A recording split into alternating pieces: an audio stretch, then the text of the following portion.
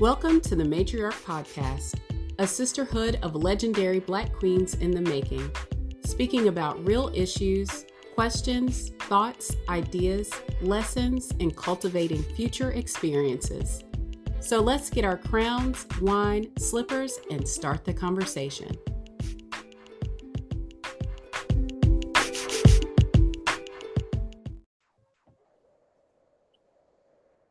Hello and welcome to Matriarch. We have a special young lady I really cannot wait to introduce you to. She is driven, focused, and is always walking proof that we should be thankful for the air in our lungs and waking up every single day. She is a Black queen in the making, a student of the world and all the experiences it has to give her. Originally from Durban, KwaZulu-Natal in South Africa, she brings a worldly perspective of African descendants and being Black in America. She is currently a people operations specialist for Circulo, which is a startup that is creating the future of Medicaid by making it easier than ever to serve those who need it, transforming the landscape of health insurance for communities who deserve to be invested in. She is currently engaged to her boo and planning her upcoming nuptials. So welcome Mbali, and thank you for spending the time with Matriarch today. Thank you, Ashley. Thank you for having me. And you say Natal correctly. They say with the Zulu accent, it's KwaZulu-Natal. That's how you say it.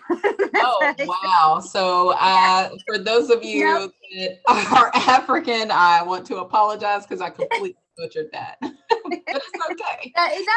We're here to learn and grow. Yes, ma'am. Thank you for having me. I'm so excited to be here.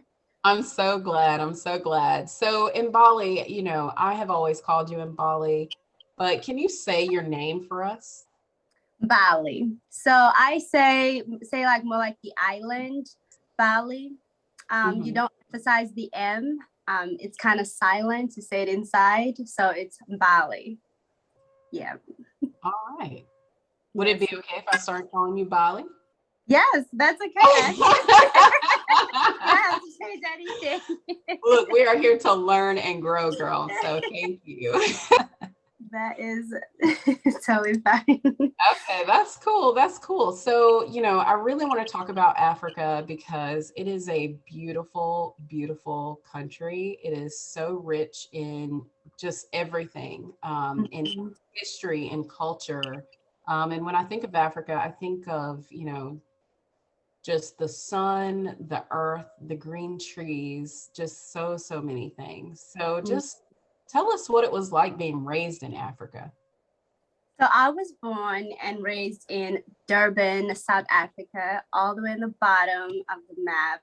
And when you look at the African map, I lived actually 20 minutes away from the Atlantic Ocean. So it was good old times. I miss having the ocean at easy access like that. Beautiful, I could be biased, but Durban, South Africa is the most cultural place. If you're visiting, if you're trying to visit, definitely do it. There's a lot of culture there that, you get to see. But I was raised, middle class, a church girl, Baptist in South Africa. So most of the time I was at church. And even to say like my grandfather was a pastor. So we literally had the building of the church in our backyard. So like I lived church and breathed church for a long time. So yes, it was a great childhood. Can't complain. I love that, and amen to having the church in the backyard because we all need it. The little cute building, yes. That's awesome. Clean it before church, clean it after church. Praise and worship. It was a function. All like my grandpa's kids and aunts and uncles. We literally we devoted time there or volunteered or had to. It was part of the thing. If you lived under their household, you had to do something towards the church. Well, that's awesome. Doing it for God. I mean, you can't complain. Yeah, so give us your perspective of being African and being able to have direct roots to our ancestors without the history of slavery, Jim Crow laws, or fighting for civil rights.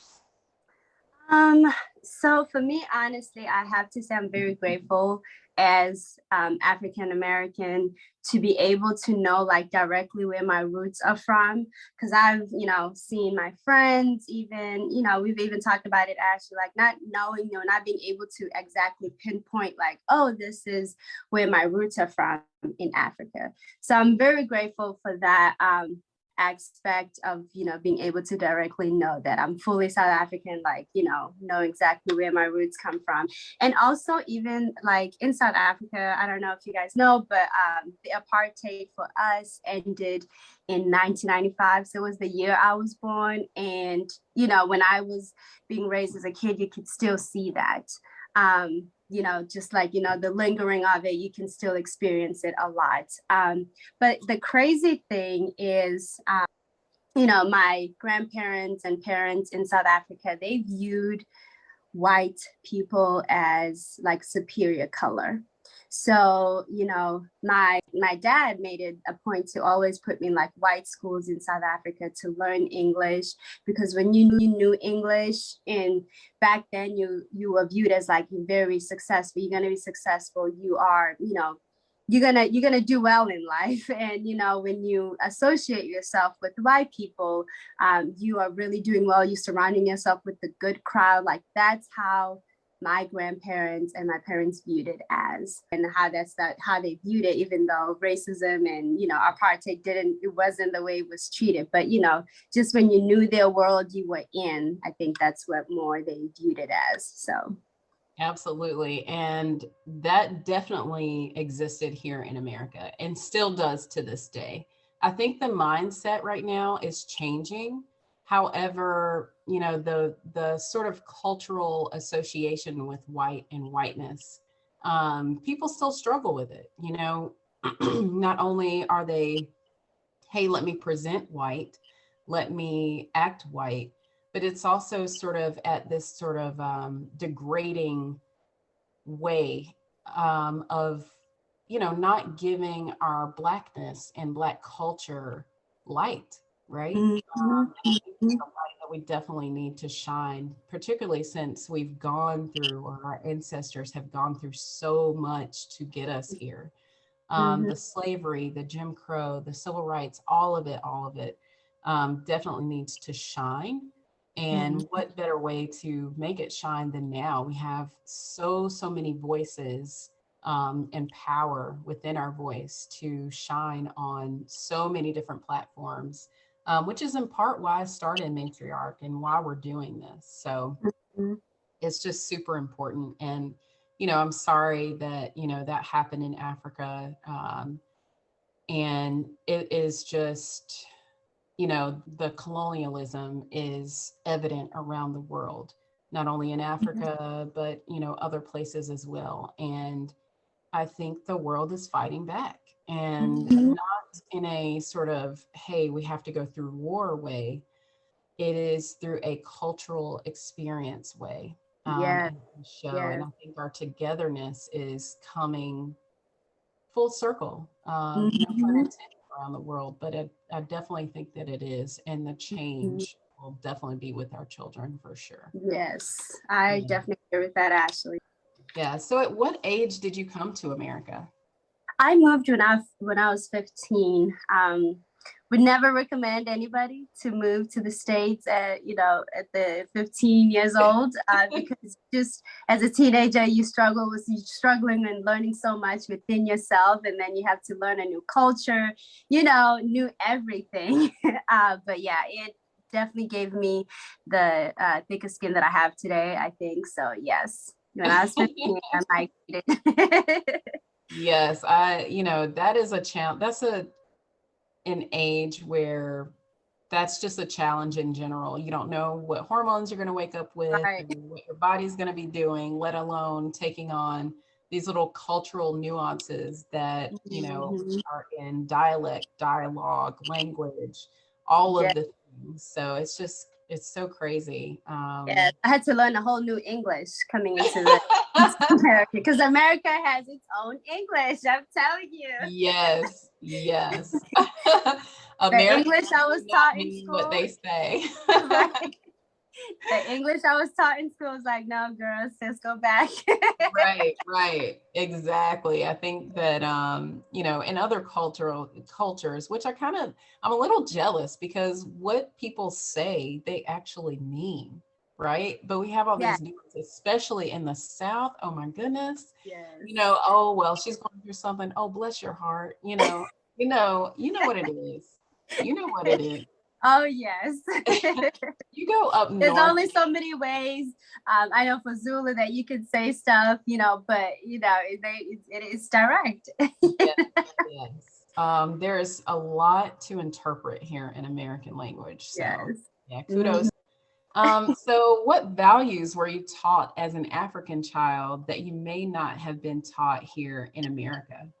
Oh my gosh. Honestly, I would have to say, actually, it's not a much of a difference that I've experienced because my mom, I would honestly say she did a great job, like getting the fingerprints, because my grandma raised me in South Africa, but getting the fingerprints from her and like still installing all of that. Like I was just telling somebody, I think I'm a mishkaposh of really like South African and American in me.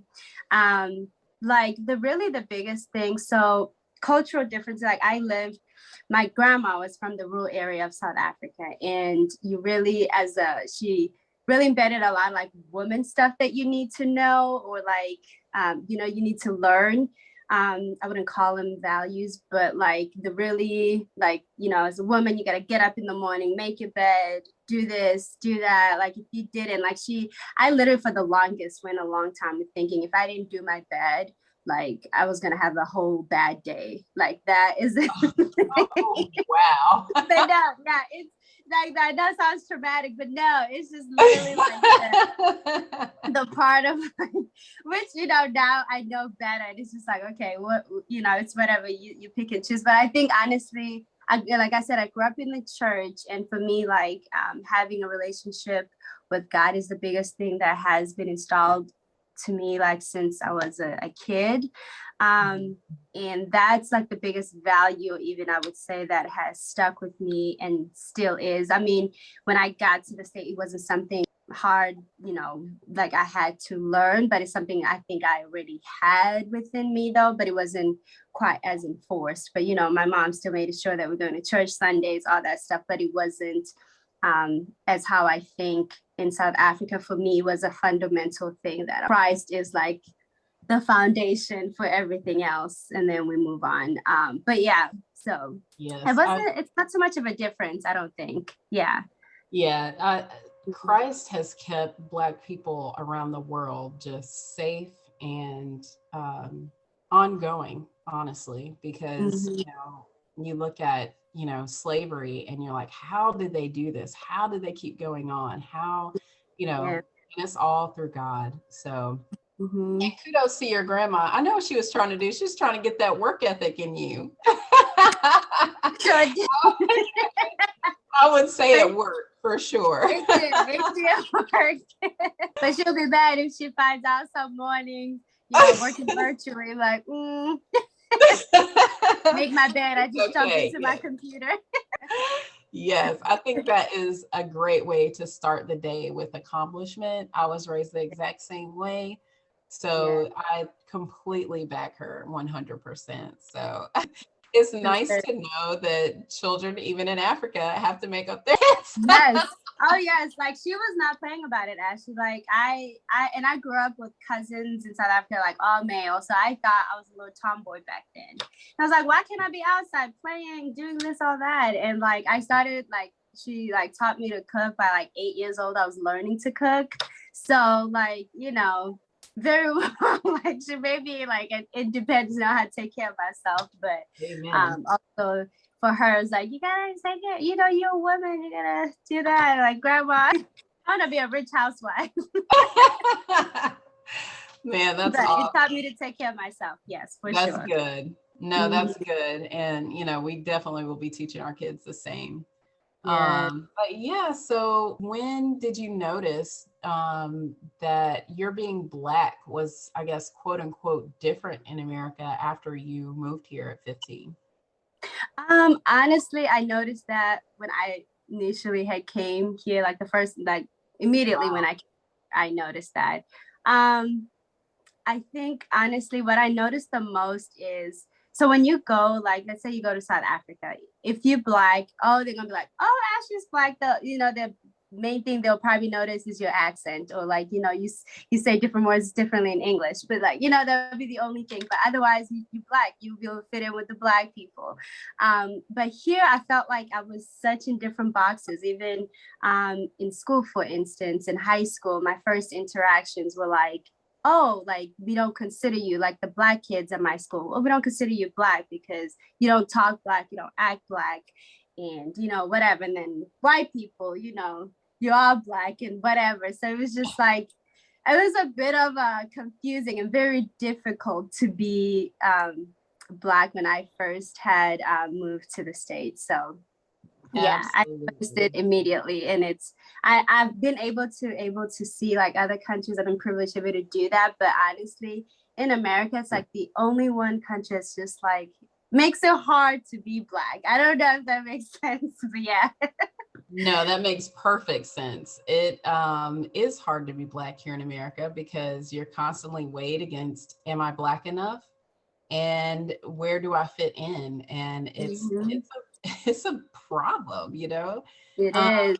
but I think we're going to teach our children not to necessarily, you know, fit within other people's categories. Give Mhm. them strength, give them the know-how to navigate as themselves. And that's a new concept, to parenting as a Black millennial. Um, Mhm. and I think that it needs to definitely be shown and talked about because that is a new way of life for Black people. And I'm Mhm. glad to see it. Yes, ma'am. Yes. Let me ask you this. So what is Black to you? um to me, honestly, Black means beautiful. I think Black people, honestly, we have so many. You can meet Black people from Georgia, Ohio. It's a different type of, vibe. But and I think it's just when it all combines together, it's just so beautiful. Like that's like the only word I, can think of just to describe Black. It's so beautiful. It's just and it's so powerful. And I think that's the part, especially today, like and I see that we are working towards it by gaining back that power that we have as Black people, and being proud of it, be proud of, wearing your hair, whatever that is, just like being Black is beautiful. Yes. Absolutely. And for some of our listeners, they don't know that I'm actually an interior designer as well. And when I was being taught color theory, I thought that it was very powerful, the word that you said, to know that the presence of all color gives you Black and the Mm-hmm. absence of color gives you white. I mean, that spoke volumes in that classroom. I'm sure it went up and over everybody's head, but it just spoke to me in a way at that time to where I was like, okay, this is my Blackness. This is the presence of everything is in this and what power exudes from that. So I'm glad that you said that. So do you carry, what we call the quote unquote Black pride as a Black African American? Oh, yes, ma'am. Yes. Honestly, now it to me too, it weighs like a lot more because you know, I would say for me, when I'm in South Africa, I feel like I represent as well African American, and I represent South Africans when I'm here, and I carry that very proudly. I used to struggle with it when I was younger, but honestly, now that I've really understood how much power in being being Black is, yes, I definitely do. Even with the challenges that comes with being Black in America, I carry that very highly. Every room that I walk in, I'm very proud of it. So yeah. And, actually funny thing to tell you, Ashley, I had, and I think you had posted this on LinkedIn.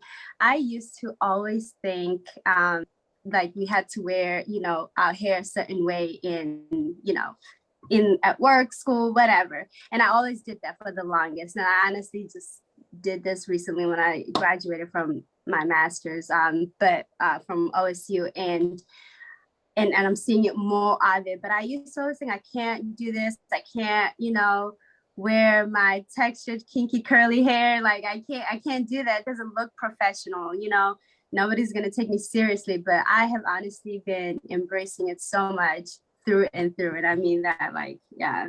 I'm so glad to hear you say that, because I actually had an interview, and every time that I've interviewed, I have worn my hair straight, and I wore it curly a couple of times, and I did not get those jobs.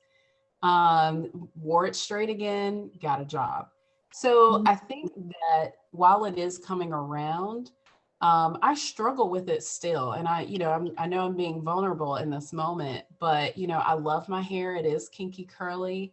And I am learning to embrace it, right? Because I'm unlearning what I've been taught and trying to take it to a different level, right? Where I have not been straightening my hair for interviews or, going into work, unless I feel like it.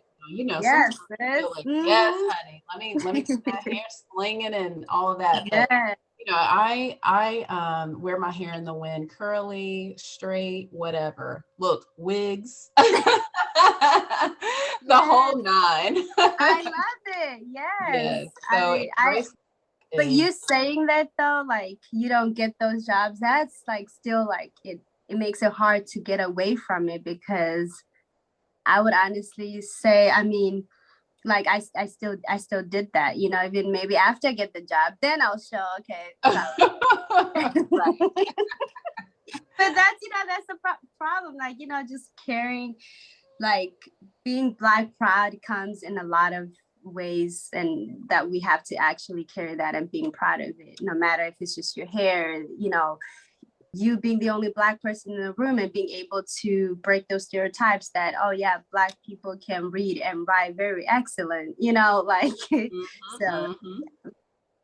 Absolutely. So what stereotypes on either side, African or African American / Black, do you find African and African American people need to let go of the most?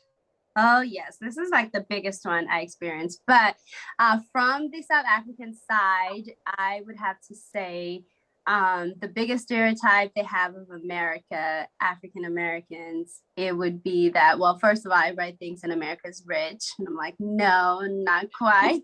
No. And what's another one? Oh, gosh. And then I'll have to come back to the other one. But then on the South African side, American side, it would be, I always get that, they think, in South Africa or in Africa, they will not pinpoint, like everybody just doesn't put on actual clothes, or or that, in Africa, we are just all like poor, and, Right. the commercials that we see on TV is that what the picture they have. But yeah, those are like the biggest one. And also the one, honestly, I would get a lot when I first had moved. They're like, oh, you're like light to be from Africa. And I'm like, what do you mean? Oh my I gosh, guess really? some people have the stereotype that people from Africa are like midnight dark. And I'm like, no, like, so yeah. Wow, is all I can say, because we are in all colors, all hair textures, just like we are in America. Yep. I mean, yeah, like, you do get more sun, but it doesn't. It doesn't anymore. like that's about it. Yeah. Oh my goodness. Wow.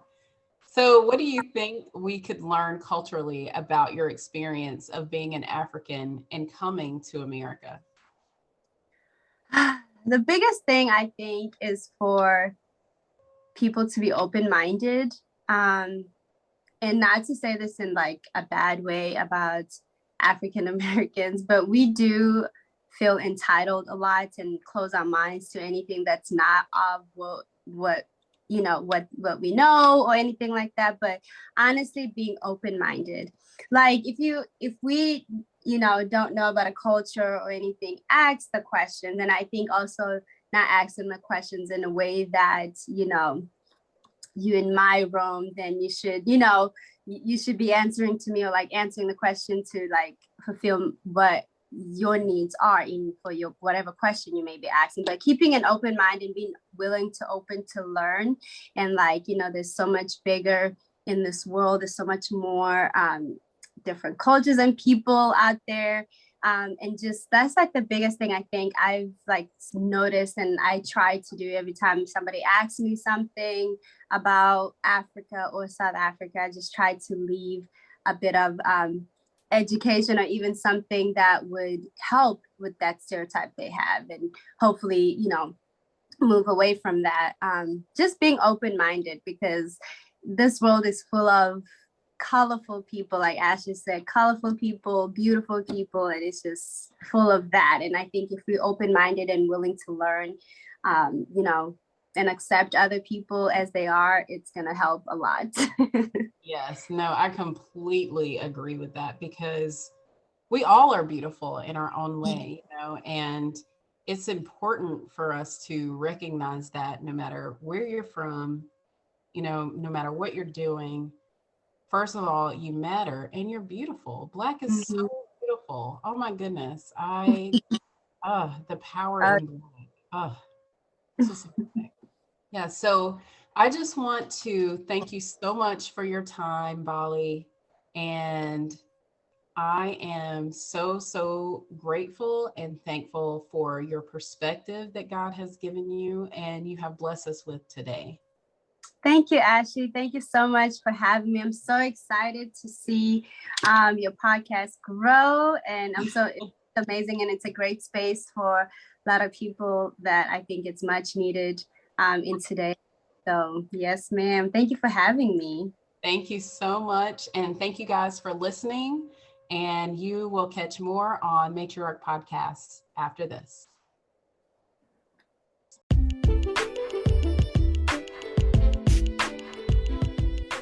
Matriarch would like to thank you for listening to our podcast. Please visit matriarchmom.com to continue the conversation and join the sisterhood of other legendary Black queens in the making.